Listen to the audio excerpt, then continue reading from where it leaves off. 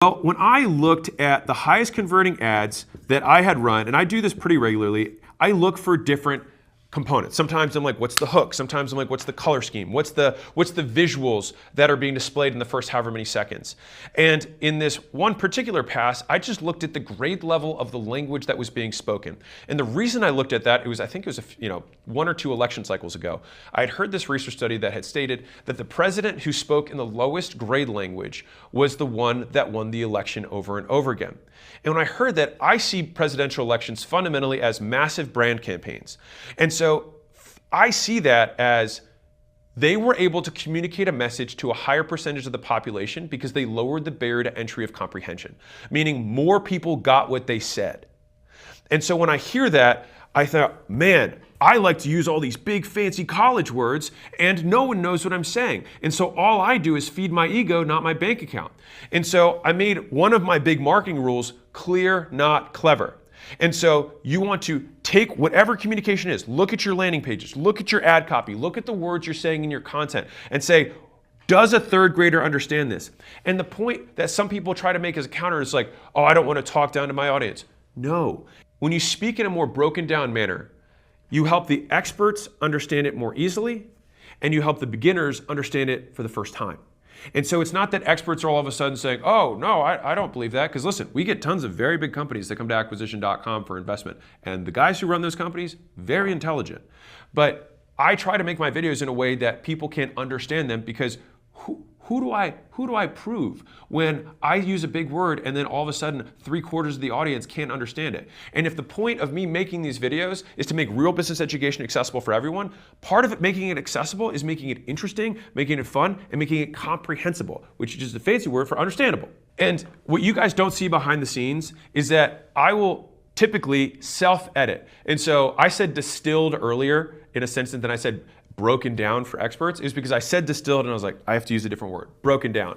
And then I said comprehensible, and then I said fancy word for understandable. And so I try to constantly catch myself in this, and it's also made me a significantly more effective leader.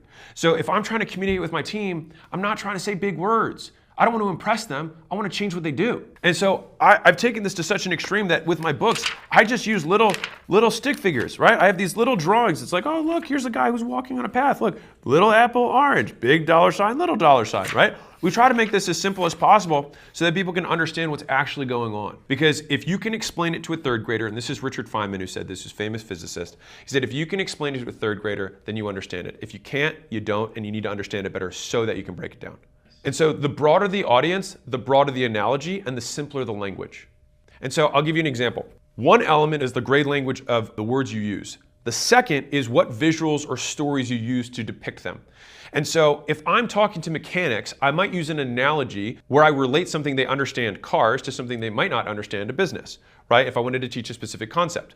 If I was talking to the same, I was trying to teach the same concept, but I was teaching it to realtors, then I would probably use a house analogy. If I was teaching it to baseball people, I would probably use a baseball analogy, right? And so if you have a narrowed down audience, you will increase comprehension by using analogies that they all understand. If you're talking to a broader audience, then you need to have a broader slice of the market, probably a more human experience that all of them have. So if I'm talking to everyone, I might talk about food, I might talk about sleep, I might talk about driving, right? Because most people do that, assuming I'm not talking to children.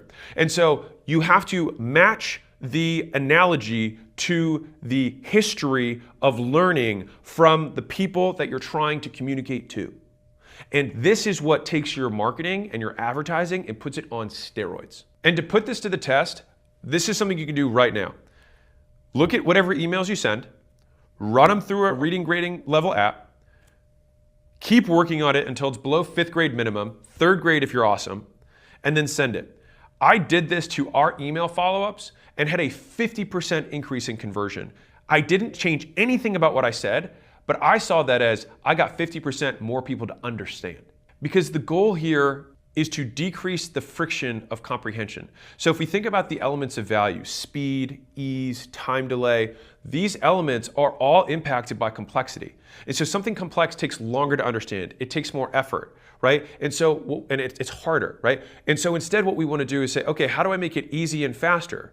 Okay, well, then I'll just speak in a way that everyone understands.